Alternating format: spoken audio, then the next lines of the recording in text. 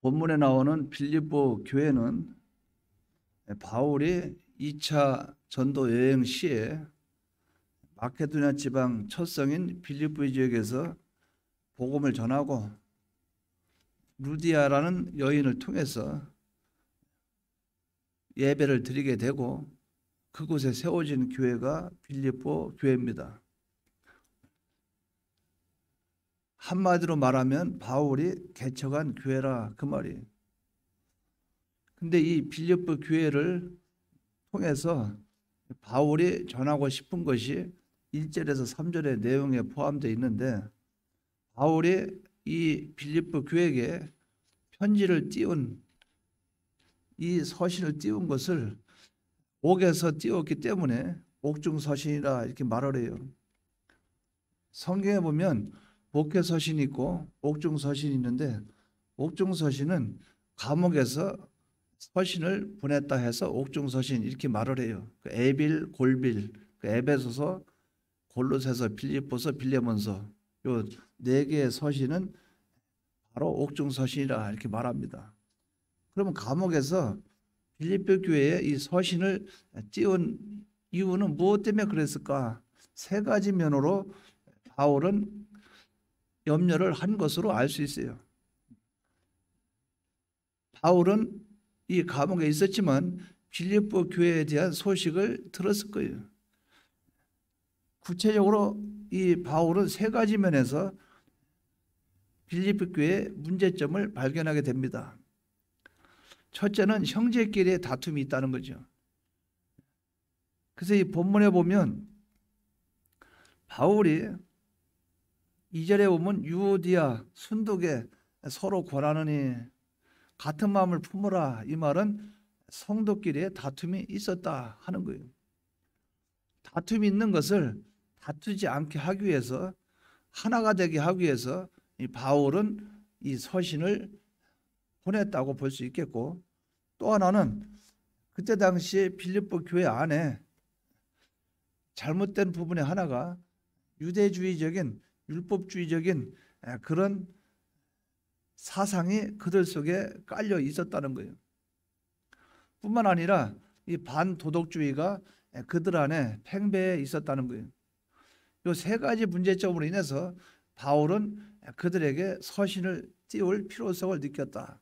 첫째는 분쟁, 두 번째는 율법주의, 세 번째는 율법 방종주의, 즉 하나님 아버지 앞에서 반도덕주의라 그 말은 도덕을 안 지켜도 된다, 자유주의, 방종주의, 이런 것에 대한 이 바울이 바른 깨달음을 전해서 그들로 하여금 하나가 되도록 하는 이 목적을 두고 있다, 이렇게 볼 수가 있겠어요. 근데 여기서 바울이 1절에 보면 강조하고 있는 것이 있어요. 그러므로 나의 사랑하고 나의 사모하는 형제들, 나의 기쁨이요 면류가 아닌 사랑하는 자들아. 여기서 바울은 그들에게 서신을 띄우는데 우리가 알아야 될 것이 있다. 바울이 그들을 어떤 입장으로 보고 있는가? 바울은 형제라고 보고 있어요. 형제인데 어떤 형제? 바울은 그들을 사랑한다고 그랬어요. 사랑하고 사모하는, 또 바울은 말하기를 나의 기쁨이라. 바울은 그들을 바울의 기쁨이라고 그랬어요. 나의 면류가 아닌, 면류가 아니라 그 말은 나의 자랑이라 그 말이에요. 사랑하는 그들에게 바울은 서신을 띄우는 겁니다. 그럼 다른 의미로 보면 무엇을 말하는가? 우리가 사람과 사람을 상대할 때도 마음속에 품은 깊은 말을 할 사람이 있고 마음속에 품은 것을 말하지 못할 사람이 있어요. 근데 바울은 자기 속에 깊숙이 속에 있는 것이 완전히 내재되어 있는 그것을 토해낼 만큼 사랑하는 빌립보 교회인 것을 말을 해요. 할 말이 있고 할 말이 있고 말을 또 안 할 사람이 있고 하지만 바울은 사랑 안에서 이들에게 하나님의 은혜와 사랑으로 바울은 서신을 띄우고 있다고 말하고 있어요. 그렇기 때문에 1절에 보면 사랑하는 이것을 두 번이나 표현했죠. 나의 사랑하고, 또 후반절에 보면 면류가 아닌 사랑하는 자들아. 그럼 바울이 이렇게 사랑하는 그 사랑은 자기 개인적인 인간적인 사랑인가? 그것이 아니고 원어적으로 볼 때는 이런 표현이 돼요. 하나님의 사랑으로 사랑하는 자들아, 이런 뜻입니다. 그러니까 하나님의 사랑으로 내가 사랑한다. 그러면 우리가 어떻게 해서 형제가 되었는가? 예수님의 대속의 공로로 말미암아 우리가 형제가 됐다. 하나님의 사랑으로 말미암아 형제가 됐다는 거죠. 그 하나님의 사랑을 입은 내가 사랑하는 형제들아, 사랑하는 나의 동역자들아, 사랑하는 나의 친구야, 모든 것이 다 포함이 되겠죠. 여기서 바울은 그들에게 서신을 띄우면서 하나님의 사랑으로 사랑하는 빌립보 교회에게 서신을 띄운다고 그렇게 말을 하고 있는 거예요.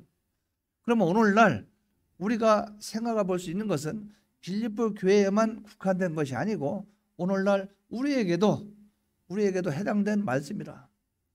즉 오늘날 우리에게도 교회 안에서 분쟁이 없어야 되겠고, 교회 안에서 율법주의로 흘러가는 것이 없어야 되겠고, 다른 말로 하면 행함으로 무엇을 하겠다는 이 마음이 사라져야 되겠고, 또 내가 어떤 일을 할 때 예수님의 대속의 공로가 있으니 나는 어떤 행동을 해도 죄로 말미암아 하나님의 은혜로 우리의 죄 문제를 해결해 줬으니 내가 어떤 죄를 지어도 주님의 대속이 나를 대속할 것이 상관없다 하는 이런 잘못 깨달음으로 나갈 수 있는 사람도 있을 수가 있다, 그 말이에요. 그러니까 이 말씀을 통해서 우리가 이러한 문제를 다 해결하고 하나님 앞에 바른 신앙의 길로 걸어가려면 어떻게 해야 되느냐? 바울이 빌립보 교회에게 권면한 그 말씀을 오늘날 우리의 말씀으로 받아야 된다는 거죠. 그러면 바울은 빌립보 교회에게 몇 가지를 권면했는가? 3가지를 권면했어요. 첫째는 주 안에 서라, 이렇게 말씀을 했어요. 1절에 보면 나의 사랑하고 사모하는 형제들, 나의 기쁨이요 멸류가 아닌 사랑하는 자들아, 이와 같이 주 안에 서라, 주 안에 서라, 이렇게 말을 하고 있어요. 우리가 어떠한 형편과 사정이 있을지라도 거기에 서 있는 그 나라는 존재가 서 있는 그 위치, 또 서 있는 자세, 서 있는 방편, 서 있는 모든 이것을 볼 때 지금 너희가 어디 안에 서 있느냐? 주 안에 서 있어라, 주 안에 서라. 이것을 바울은 권면하고 있는 거예요. 그렇기 때문에 여기서 선다 하는 이 말의 뜻은 믿음으로 굳게 서라, 그 말이에요. 믿음에 서라. 또 하늘의 소망을 가지고 서라. 또 주님을 사랑함으로 굳게 서라. 주님을 사랑하는 그 사랑으로 인해서 서라. 네가 서는 것은 뭐냐? 믿음으로 굳게 서야 된다. 네가 서는 무엇으로 인해서 서야 되냐? 소망을 가지고 서라. 땅의 소망이 아닌 영원한 하늘나라 소망을 가지고 살아. 그렇게 바울은 주 안에 서라고 말씀을 하고 있는 거예요. 그러니까 다른 어떤 존재가 아닌 주 안에, 주님 안에 서라고 그렇게 권면을 하고 있다는 거예요. 이것을 고린도전서 16장 13절에 바울은 이렇게 말하고 있어요. 깨어 믿음에 굳게 서서 남자답게 강건하여 이렇게 표현했어요. 즉 뭡니까? 믿음에 굳게 서라는 거죠. 믿음에 굳게 서려면 깨어 있으라는 거죠. 믿음에 굳게 서면 어떻게 합니까? 믿음에 굳게 서서 어떻게 강건해지라는 거예요. 바울은 이것을 강조하고 있어요. 우리는 주 안에 서서 요 강조하는 요 바울의 강조와 같이 주 안에 믿음에 서서 소망을 가지고 굳건히 서서 앞으로 나아가야 된다, 그 말이죠. 우리에게 이것을 계속 강조하고 있어요. 우리가 이것을 바로 깨달아야 되겠다는 거죠. 갈라디아 5장 1절에도 보면 굳세게 서서 다시는 종의 멍에를 매지 말라. 굳세게 서서 믿음에 굳게 서서 다시는 종의 멍에를 매지 말라. 우리가 이제는 과거와 같은 종의 자리에 있는 것이 아니고 자유하는 자의 자리에 있고, 내가 예수님의 대속을 입었으니 마귀가 나를 주장하지 아니하고 세상이 나를 주장하지 아니하고 이 죄가 나를 주장하지 아니하고 이제 나는 종이 아니요 자유하는 자라. 그래서 그 멍에를 매지 말라는 거죠. 굳세게 다시 서라는 거예요. 우리가 주 안에 이렇게 서면 이런 놀라운 역사가 나타나게 됩니다. 뿐만 아니라 데살로니가 전서 3장 8절에는 이런 말씀을 했어요. 너희 주 안에 굳게 선즉 내가 이제 살리라. 주 안에 굳게 선 자는 어떤 자냐? 산다 그 말이에요. 내가 살리라. 너희들도 굳게 서면 산다. 우리가 주 안에 굳게 서는 이 삶이 곧 생명이요 영생이요 이것이 곧 구원인 것을 우리가 바로 알아야 된다는 거죠. 주 안에 서라. 에베소서 6장 13절에 보면 하나님의 전신갑주를 취하라. 이는 악한 날에 너희가 능히 대적하고 모든 일을 행한 후에 서기 위함이라. 서기 위함이라. 우리가 서 있는 그 상태에서 흔들리지 않고 끝까지 하나님 뜻 안에 살아가고 끝까지 주 안에 설 수 있는 그것이 뭐냐? 그것은 바로 하나님의 전신갑주를 취하는 거예요. 예수님의 대속의 공로 안에 거한 그 자는 흔들리지 않고 넘어지지 않고 쓰러지지 않아요. 그러니까 여기서 주 안에 서라 그 말은 주님의 대속의 안에 또 믿음을 가지고 또 소망을 가지고 굳건하게 강건하게 깨어서 서 있는 이 자체를 가리키고 있다 그 말이죠. 그래서 우리는 주 안에 서는 이것부터 시작하시기 바랍니다. 우리가 어디를 가려고 출발하려고 하면 서야 될 거 아니에요. 또 달리기 선수가 시합을 하려면 어떻게 합니까? 서야 될 거 아니에요. 요이 땡 준비하기 전에 자세를 취해야 될 거 아니에요. 우리는 주 안에 서는 이 삶이 바로 믿음의 굳건히 서는 거요. 소망을 가지고 사는 거요. 바로 이것이 바로 하나님 안에 사랑으로 굳게 되어는 것이요. 이것이 깨어서 되어지는 것이요. 이것으로 말미암아 우리는 살고 이렇게 되어지는 것이 바로 전신갑주를 취하는 것이라. 이것을 우리가 바로 붙잡고 나가시기 바랍니다. 그러면 우리가 이렇게 굳건히 서려면 이렇게 주 안에 서기 위해서는 어떻게 되느냐? 주 안에 서기 위해서는 흔들림이 없어야 돼요. 이게 서 있는데 바람이 세게 불거나 어떤 환란이 오나 하면 일로 넘어지고 절로 넘어지고 그러면 서 있는 것에 의미가 없죠. 근데 서긴 서되 주 안에 서긴 서되 뿌리를 깊숙이 내려서 땅에 박고 있어야 돼요. 흔들리면 안 된다는 거죠. 그렇기 때문에 우리는 언제 어디서나 어떤 환경이 와도 주 안에 서되 흔들리지 마라. 뿌리를 깊숙이 박아라. 바울 사도는 이렇게 말을 했어요. 골로새서 2장 6절에서 7절에 너희가 그리스도 예수를 주로 받았으니 그 안에서 행하되 그 안에 뿌리를 박으며 주 안에 뿌리를 박으라고. 세움을 입어서 교훈을 받은 대로 믿음에 굳게 서서 감사함을 넘치게 하라. 어떻게 합니까? 뿌리를 박아야 돼요. 교회 안에 우리가 화분을 갖다 놓고 이렇게 보다 보면 나중에 나무가 죽죠. 그럼 죽으려고 하면 이제 갖다 버리죠. 이제 옥상이나 어디다 이제 갖다 치워놔요. 한쪽에 치워놔요. 그럼 어떤 때 보면 1년이 지나거나 몇 달이 지나거나 아니면 겨울을 나거나 그러면 거기서 뭔가 올라와요. 올라와서 보면 뭐가 잎사귀 이렇게 올라와요. 좀 있다 보면 그것이 좀 이렇게 커질 때가 있어요. 뿌리가 깊숙이 박혀 있으니까 이 엄동설 안에도 뿌리는 살아있으니 봄 되니까 싹을 틔우는 거예요. 뿌리가 박혀 있으면 자체는 그 존재 자체가 사라지진 않아요. 어떠한 어려움이 와도 그래서 산에 우리가 지금 겨울에 산을 쳐다보면 다 죽은 것 같이 보여요. 앙상합니다. 봄만 되면 약수나는 듯이 새싹이 올라오고 나무에서 싹이 나오고 정말 아름다워요. 뭐냐? 뿌리가 깊숙이 박혔기 때문에 그래요. 여름에 태풍이 세게 불죠. 그럼 어떤 때 산에 가보면 나무가 뿌리채 뽑혀 있어요. 굉장히 큰 나무, 아름드리 나무도 넘어져 자빠져 있어요. 시간이 지나다 보면 넘어져 있는 그 나무는 썩어 있습니다. 왜? 뿌리가 뽑혀 있기 때문에.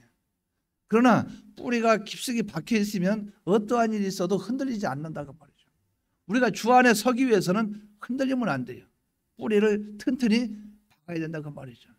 이것을 우리가 꼭 붙잡기 바랍니다. 주 안에 서라. 서긴 서겠는데 어떻게 서야 되느냐? 뿌리를 박아라. 깊숙이 박아라. 어디에? 주 안에. 또 그뿐 아니라 서되 어떻게 섭니까? 강하게 서야 합니다. 주 안에 서라 이 말씀은 굳게 서라, 강하게 서라 하는 그 뜻이 되는 거예요. 이것은 무슨 뜻입니까? 스스로 할 수 없다는 거예요. 내 자신을 신뢰하거나 내 자신에 대한 어떤 그런 자부심도 갖지 말라는 거죠. 할 수 있거든요. 무슨 말이냐? 할 수 있거든요. 자기 아들이 귀신 들렸어요. 주여, 할 수 있거든 우리 아들을 고쳐주십시오. 주님은 그 아버지를 지적할 때 이렇게 지적합니다. 할 수 있거든이 무슨 말이냐? 아버지는 능치 못함이 없다는 거죠. 네가 믿었다면 그 믿음은 능치 못함이 없을 것인데 어떻게 너는 하나님을 그렇게 믿음이 없고 그렇게 연약한 그런 어떤 인간적인 존재로 생각하느냐? 완전하신 하나님은 능치 못함이 없다. 네가 그것을 믿으면 역사가 나타난다는 거죠. 내가 믿습니다. 내가 믿습니다. 그가 회개하고 주님의 말씀을 바로 깨닫고 그걸 인정하고 받아들였을 때에 그의 자식이 고침을 받았어요. 즉 뭡니까? 능치 못함이 없는 그분이 누구냐? 하나님이에요. 주 안에 서라. 그 말은 주 안에 뿌리를 깊숙이 박되 어떻게 해요? 강하게 능치 못함이 없는 그 주님의 그 능력에 나를 완전히 맡기는 거라 그 말이죠. 포도나무 비유에서도 뿌리가 박혀 있어요. 근데 그 둥치가 예수님이에요. 예수님인데 예수님의 이 가지가 붙어 있어야 열매를 맺어요. 뭡니까? 가지가 붙어만 있으면 밑에부터 올라오는 공급을 다 받아요. 이게 무슨 말입니까? 내 힘으로는 할 수 없고 하나님의 힘으로 할 수 있다는 거예요. 주님의 능력으로만 가능하다는 거예요. 우리가 이것을 믿어야 됩니다. 나는 아무것도 할 수 없다. 하나님만이 이것을 하실 수 있다는 거죠. 그것이 강하게 서는 거예요. 우리가 교회에서 무슨 일 한다 가정해봐요. 내가 뭐 한다고 안 됩니다. 이번에 그 제 어떤 동기가 있어요. 저하고 좀 친한 편인데 먼저 제가 한번 여러분한테 광고 한번 드린 적이 있어요. 교회에서 어려운 일 있고 경제가 좀 안 돌아가는데 어떤 사람이 와가지고 갑자기 누군지도 모르는 사람이 연보합니다. 돈을 넣어놓고 가서 그걸로 몇 천만 원 넣어놓고 이래서 사례도 들어오고 또 그걸로 생활도 됐다. 그래서 이제 제가 보려보러 간 김에 전화를 했어요. 식사나 합시다. 그래서 같이 점심 식사하고 나니까 그 교회를 가보자는 거예요. 그래서 교회를 갔어요. 갔는데 교회가 크진 않아요. 아래 위로 해서 50평 정도 되니까 밑에 위에 2층이니까 크진 않은 편이에요. 밑에가 한 20평에서 한 5평. 근데 밑에 식당, 위에는 교회, 뭐 또 사택 이런 식으로 하다 보니까 이 공간이 좁은 거예요. 이걸 넓혀서 활용할 수 있으면 좋겠는데 국가에서 이 땅을 이렇게 땅을 재가지고 이만큼 해서 쓸 만큼 옆에 추가되는 만큼 땅을 국가에서 매입하라 이렇게 하더래요. 그러니까 좋은 일이죠. 시세가 비싼 값도 아니고 국가에서 공시지가보다는 조금 더 받겠지만은 그렇게 해서 이제 조정을 해줘서 근데 어떻게 했으면 좋겠느냐? 그 이화영 전사 가가지고 그 보고서 한번 견적을 내보라 하는 거 이화영 전사가 이리저리 보고 막 그래서 손을 대는 것보다는 또 다른 방법이 좋겠다. 근데 그 사모님 막 뛰어와요. 사모님 오더니 어떻게 했으면 좋겠습니까? 계단을 내면 나이 든 분들은 2층에 올라가다 보면 잘못하면 다칠 수도 있는데 어떻게 했으면 좋겠습니까? 그 제가 이따가 그 말을 했어요. 아니 그 전에 기도하니까 지나가는 사람이 돈까지 주는데 아니 기도하면 또 하나님이 돈 줄 거 아니냐 했더니 아멘. 그래서 그게 아멘 믿음입니까 했더니 아유 뭐 하나님은 하나님을 하시죠 아멘. 근데 가만히 쳐다봐요. 이렇게 쳐다봐요. 근데 가만히 쳐다봐요. 뭔가 눈동자가 빛이 좀 이상해. 견적을 내면 어떻게 될까요? 이거를 갖다 손 대고 이렇게 하는 것마다 아예 막 새로 지으면 견적이 새로 지어보면 얼마쯤 되겠습니까? 이렇게 하면서 대화가 된 거예요. 돈은 하나도 없고 그냥 막 그렇게 하는 거예요. 그러다가 헤어지면서 오면서 그 사모님 그 말씀을 해요. 하나님은 하실 줄 믿습니다. 저는 그 말씀에 대한 확신은 있어요. 왜 있냐? 경험해본 사람이 나와서 하는 말은 계속 그대로 이루어집니다. 그 경험을 안 한 사람이 믿습니다 하면은 그거는 잘 안 이루어지지만, 기도해가지고 결과를 몇 번씩 맛을 본 사람은 하나님은 하신다, 알 수 있다 그 말이죠. 그러나 하나님이 하시니 어떻게 하실지 그건 알 수 없으나 시간이 얼마나 걸릴지 바로 될지 알 수 없으나 내가 하나님께 맡기면 내일이 안 되고 하나님 일이 되는 것이죠.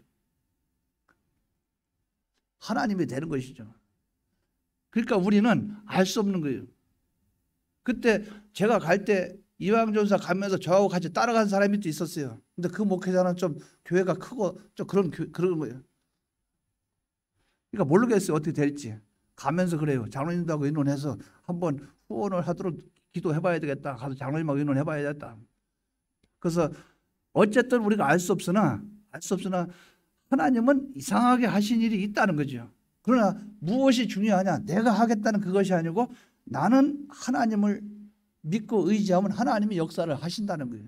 질병 문제, 물질 문제, 어떤 문제든 하나님을 의지하는 거기에 강하게 서 있으라. 강하게 뿌리를 딱 박아놓고 강하게 서 있으라. 그러면 네가 하는 것이 아니고 하나님이 하신다. 이 믿음이 저와 여러분에게 있기를 바랍니다. 지금 병원에 계신 서봉남 권사님 병원에 계시요. 조하임 권사님 대상포진, 제가 남산교회 있을 때 그거 알아요. 대상포진 알던 분이 얼마나 고통스러운가. 대상포진은 몸이 그냥 집에 있어도 편할 날이 없는 거예요. 계속 아픈 거예요. 그 났을 때까지. 지금도 아마 여기저기 뭐 아플 거예요. 그런데 우리가 사람의 입장으로 전화하고 이렇게 할 수 있죠. 그거는 인간적인 그런 면으로 할 수 있죠. 그걸만 끝나지 않고 여러분 각자 기도를 한다면, 하나님께 맡긴다면 하나님의 그 능력이 역사한다 그 말이죠. 이걸 믿으시기 바랍니다. 꽉 붙잡고 있으면 여러분들이 기도하면 역사가 있다 그 말이에요. 제가 처음에 연락 들었을 때는 혼수 상태고 정신이 아직 깨어있지 않은 그 상태로 알고 약간 걱정을 했어요. 근데 금요일 날 우리가 기도를 했어요. 어쨌든 우리 나름대로는 기도를 했어요. 그 예배 끝나고 그 병원에 방문을 해봤어요. 해봤는데 보호자 외에는 출입을 못하니까 들어가지 못했어요. 그 뒤에 제가 연락받거나 제가 직접 통화가 안 된 물고 사모가 얘기를 해주니까 결과적으로 볼 때는 생명은 지장이 없고 뇌에도 문제가 없고 호흡도 하고 말도 하고 또 물도 좀 마시고, 그런데 완전히 완치가 되기 위해서는 그래도 한두 주가 더, 제가 볼 때 기름은 한 달, 그러면 한두 주 아니겠는가. 다른 부분에 문제가 안 생겼다면, 그 문제만 가지고 있다면, 그럼 우리가 할 일이 뭐겠어요? 기도죠. 누구를 의지하면 됩니까? 하나님의 능력을. 그러니까 여기서 강하게 서라 그 말이 하나님을 믿어라 그 말이죠. 그러니까 하나님이 여호수아를 세우면서 모세 뒤를 이으면서 하나님이 한 말이 그겁니다. 두려워하지 말라, 강하고 담대하라 그 말은 나를 믿어라 그 말이에요. 하나님 나를 믿어라 그 말이죠. 하나님이 좋은 하나님을 믿어야 일을 할 수 있는 거예요. 하나님을 믿으시기 바랍니다. 그렇기 때문에 에베소서 6장 10절에 이런 말씀이 있어요. 정말로 너희가 주 안에서와 그 힘의 능력으로 강건하여지고 하나님의 능력으로 강해져라. 강하게 서는 바로 이 역사가 저와 여러분에게 있기를 바랍니다. 뿐만 아니라 강하게 서는데 어떻게 서야 됩니까? 바로 서야 됩니다. 빌립보 교우들이 바울의 기쁨이고 자랑인 것은 그들이 진리 안에 서 있기 때문에 그래요. 요한 사도는 그의 서신에서 이런 말을 했습니다. 요한 3서 1장 3절에 보면 형제들이 와서 네게 있는 진리를 증거하되 네가 진리 안에서 행한다 하니 내가 심히 기뻐하노라. 네가 진리 안에 서 있다 하니 기뻐하노라. 뭡니까? 뿌리를 강하게 받고 서 있으되 주 안에 서라 할 때 뿌리를 튼튼하게 걷다 받고 있대. 하나님의 전적인 하나님의 능력을 의지하고 그 능력을 힘입고 나아가서 삐뚤어지지 않고 바로 서 있어야 되는데 어디입니까? 진리 안에 서 있으라. 말씀 안에 서 있으라. 하나님 아버지의 말씀에 강하게 붙잡히고 서 있으라. 거기에 좌우로 치우치지 말고 하나님 아버지의 말씀으로 강하게 붙잡혀서 하나님 능력을 의지하고 예수님의 피 안에 대속 안에 거기에 뿌리를 받고 있으면 된다 그 말이죠. 이 자가 누구냐? 주 안에 서 있는 자입니다. 그렇기 때문에 우리 비원교회는 주 안에 서는 역사가 나타나기를 바랍니다.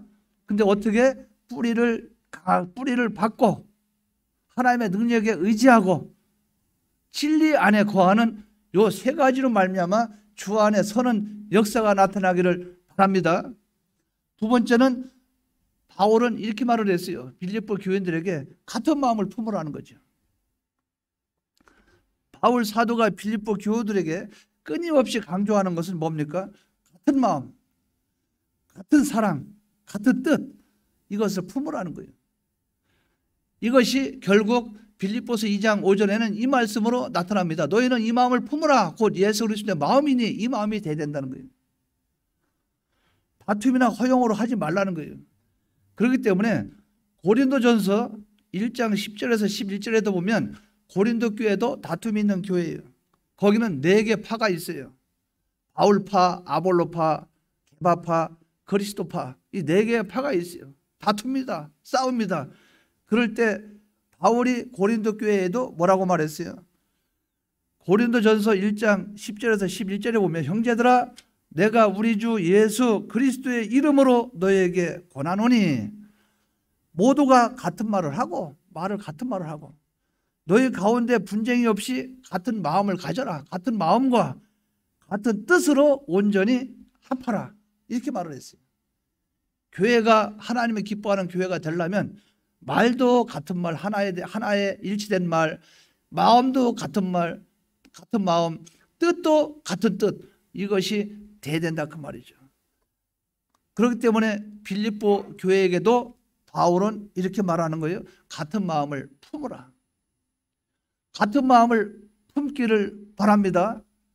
그러면 같은 마음을 품기 위해서는 어떻게 해야 되냐? 주 안에 있음을 잊지 말아야 된다 그 말이죠. 나는 주 안에 있다. 나는 예수의 대속의 공로 입은 예수님이 머리고 나는 몸이라. 내 옆에 있는 다른 지체, 다른 형제, 나와 같은 한 부모, 그 부모에서 나오는 형제인 것처럼 예수님의 한 피로 말미암아 하나가 됐으니 나와 하나라. 이 마음을 우리가 가져야 된다 그 말이죠. 그러니까 나는 주 안에 있다 그 말이죠. 주 안에 있음을 알아야 된다 그 말은 나는 주님의 것이라 그 말이에요. 내 소속이 어디입니까? 내 소속은 주님이에요. 내 아버지는 누구예요? 아버지는 하나님이에요. 사도 바울은 바로 분쟁이 없어야 될 빌립보 교회에게 바로 분쟁이 있다는 것을 말을 한 거 아닙니까? 그러니까 같은 마음을 가지라는 거죠. 유오디아와 순도계가 싸우고 있다는 거예요. 그런데 여기서 바울은 이걸 말하고 있어요. 제가 질문합니다. 여러분, 유오디아는 예수 그리스도의 대속을 입었습니까? 안 입었습니까? 순도계는 주님의 대속의 공로를 입었어요? 안 입었어요? 이 사람이나 저 사람이나 싸우는 사람을 가만히 봐라. 다 주 안에 있는 자라. 요거 이해가 되시죠? 우리가 교회 안에서 어떤 권사님하고 집사님하고 싸웠어요. 그럼 권사님도 하나님의 자녀, 집사님도 하나님 자녀예요. 주 안에 있다 그 말이죠. 주 안에 있는 것을 우리가 알아야 된다 그 말이에요. 그러면 같은 마음이 될 수가 있는 거예요. 그럼 우리가 이분도 주 안에 있고 저분도 주 안에 있고 그런데 내가 이 사람 편만 들으면 되겠어요? 여기도 주 안에 있고 여기도 주 안에 있고 다 같은 형제인데 그러면 다툼이 일어나지 않는다는 거예요. 뭡니까? 서로 마음이 하나가 될 수 있다는 거죠. 왜? 한 부모에게서 나왔기 때문에. 하나님은 그렇기 때문에 예물을 하나님께 드리다가도 서로 다투고 싸운 일이 있으면 화목부터 하라 그 말이에요. 분쟁이 있으면 교회는 안 된다는 거예요. 이 중요한 서신에 저들의 이름까지 주님은 거론하고 있어요. 그 바울은 거론하고 있어요. 비원교회 누가 서로 맨날 다투고 싸운다며 그거를 굳이 가서 다른 사람에게 이름까지 말할 필요 없죠. 그러나 바울은 여기서 이름까지 드러내고 있어요. 왜? 주 안에 있다는 거죠. 주 안에 있음을 알아야 돼요. 두 사람의 관계는 분명히 빌립보 교회에서 치명상을 끼치고 있다는 거죠. 제가 마음이 좀 아팠던 거는 그 동일교회 아시죠? 대구 동일교회. 거기 굉장히 좀 큰 교회 아닙니까? 그 유명한 교회 아닙니까? 그 목사님이 조던재 목사님이 상당히 유명한 분인데 그분이 은퇴하고 났죠. 그 전에 우리가 그 기도원에 가서도 집회한 적도 있잖아요. 또 그 테이프도 제가 들어본 적도 있고 은혜롭게 잘 하시는 분이에요. 교인도 뭐 몇천 명 되는 걸로 알고 있어요. 근데 근자에 제가 듣는 소문으로는 탈퇴했다고 그래요. 교단을 탈퇴했다. 이유가 뭐냐? 마음이 두 개로 쪼개졌다는 거죠. 그래서 거기에 잔류파 뭐 아니면 거기서 나가는 이러면 뭡니까? 탈퇴하고 또 하나는 개척하고 이런 식으로 흘러 들어가겠죠. 나머지 교인들은 뿔뿔이 흩어져 버리고 이게 뭡니까? 교회에 분쟁이 있고 나면 이런 불미스러운 일들이 발생이 된다는 거예요. 그러니까 바울은 그걸 얘기하는 거예요. 다툼이 일어났으면 그 형제 한번 생각해봐라. 서로 주 안에 있고 같은 형제인데 꼭 이래야만 되느냐, 이것을 발견하면 우리는 같은 마음이 될 수가 있다는 거예요.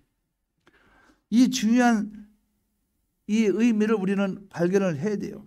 우리는 한 부모 아래에 있다 그 말이죠. 너희 아버지 어머니가 하나 아니냐? 하나 아니냐? 그래서 부모는 자식에게 물질을 빌려주고 아버지한테 아버지 돈 좀 꿔주세요 이래도 아버지가 돈 꿔주고 나서 받을 생각을 안 해요. 왜? 내 자식이니까. 부모의 마음은 그렇다 그 말이죠. 근데 형제는 형제끼리 재산 상속 놓고 조금만 덜 받으면 난리 납니다. 서로 죽이니 살리냐고 난리가 납니다. 근데 뭘 잊어버렸어요?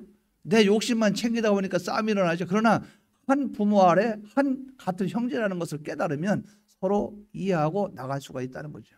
서로 타협도 가능하다는 거죠. 그래서 우리는 주 안에 하나인 것을 알면 주 안에 한 부모 아래 있다는 것을 알면 한 하나님 아래 한 주님의 예수님의 피 아래 이렇게 구속을 얻은 우리인 것을 발견한다면 서로 다투고 싸우고 분쟁이 일어나지 않을 것이다. 이걸 바로 기억하기 바랍니다. 어떻게 합니까? 같은 마음을 품기 위해서는 우리는 주 안에서 우리는 하나인 것을 잊지 말아야 됩니다. 우리는 주 안에 있음을 잊지 말자. 뿐만 아니라 그렇기 때문에 우리는 같은 마음이 되어야 된다는 거죠. 그래서 법정에서도 합의를 봐오세요 이렇게 말한다 그 말이죠. 땅이나 이런 문제 가지고 서로 다쳐도 서로 가서 합의 봐가지고 오세요. 뭡니까? 마음을 하나로 만들어가지고 오세요. 그럼 내가 허락해 주지요. 이런 뜻이라 그 말이에요. 같은 마음을 품어라. 이 권고하는 이것은 불가능이 아니에요. 왜? 주 안에 있는 것을 인식한다면 같은 마음을 품는 것은 그 다음에는 저절로 이루어집니다. 주 안에 있는 형제 자매, 우리가 주 안에 있는 형제 자매들이기 때문에 가능하다 그 말이에요. 주님은 사람으로서는 할 수가 없으되 하나님으로서는 할 수 있다고 했어요. 그러니까 우리가 하나님께 맡기고 마음이 하나 되려고 노력하면 된다 그 말이에요. 주 안에서 모든 일의 가능성을 말씀하고 있다 그 말이에요. 같은 마음이 될 수 있기 때문에 같은 마음을 품으라 이렇게 말씀을 한 거예요. 자, 질문합니다. 같은 마음을 품으라 가능합니까? 가능하지 않습니까? 우리가 가능합니까? 가능하지 않습니까? 가능한 방법은 뭐일까요? 나는 한 부모에서 우리는 한 형제 아이가 그거. 그 다음에 두 번째 뭡니까? 내려놓으면 돼요. 내가 내려놓으면 해결이 되는데 안 내려놓으니까 서로 싸우는 거야. 안 내려놓으니까. 내려놓으면 돼요. 그것도 오해가 서로 있을 수는 있겠지만 좀 그럴 수 있죠. 나는 그렇게 욕심이 없어요. 나는 그거 굳이 가질 필요 없어요. 이런 말 하는 형제도 있겠죠. 근데 그 말을 갖다가 상대방이 듣고 그러니까 내 막내에게는 내 둘째에게는 아무것도 주지 말라. 다 내가 챙기자. 이건 아니라 그 말이죠. 뭡니까?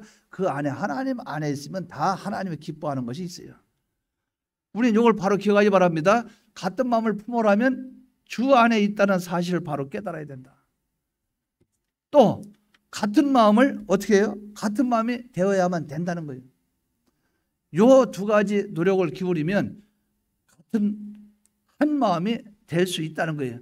이것을 굳게 믿고 나가시기 바랍니다.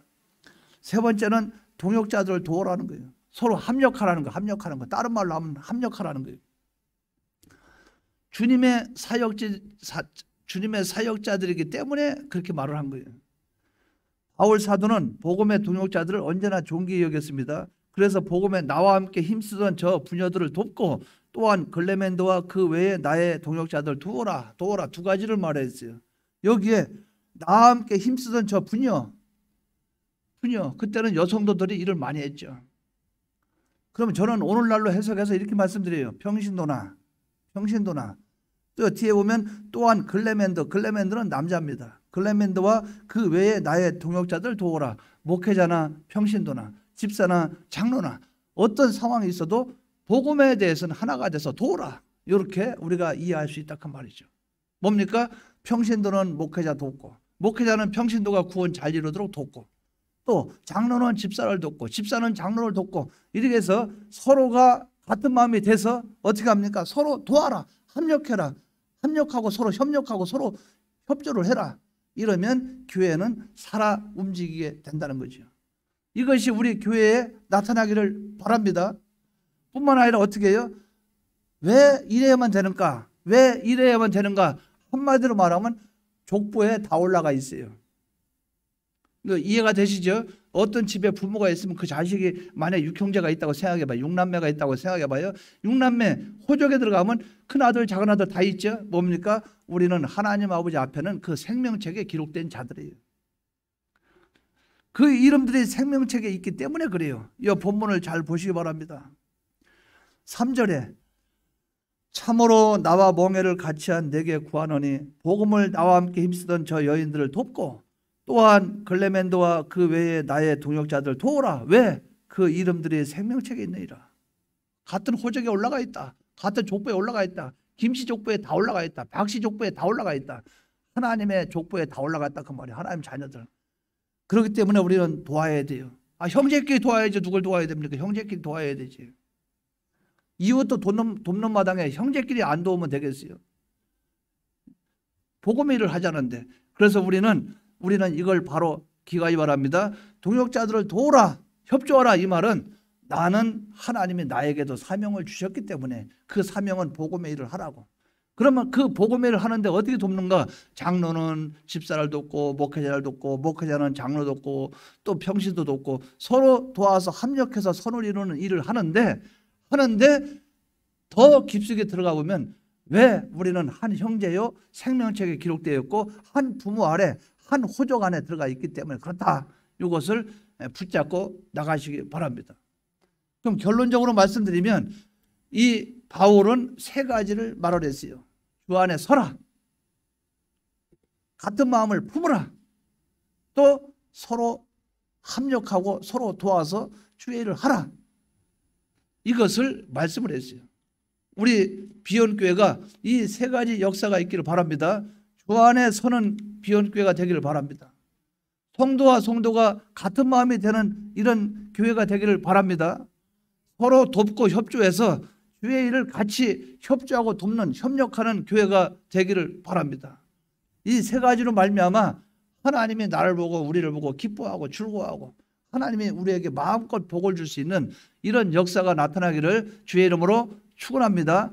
다 같이 통성으로 기도드리겠습니다.